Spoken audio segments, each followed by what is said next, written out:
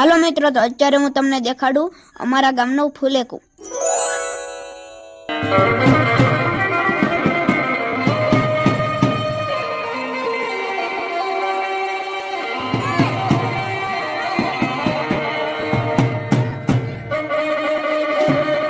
તો આ છે અમારા ગામના રામજી મંદિરનો શોખ, અને અમારા ગામમાં લગ્ન હોય તો ફુલેકું જામે હો બાકી.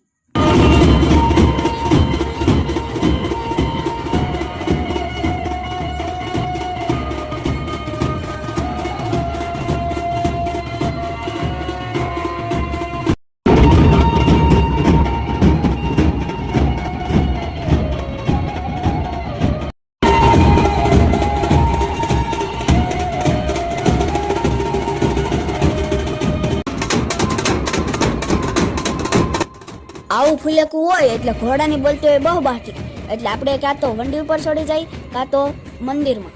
કોના કોના ગામમાં આવા લગ્ન હોય ત્યારે આવું જોરદાર ફુલેકું જામે છે, કોમેન્ટ કરી.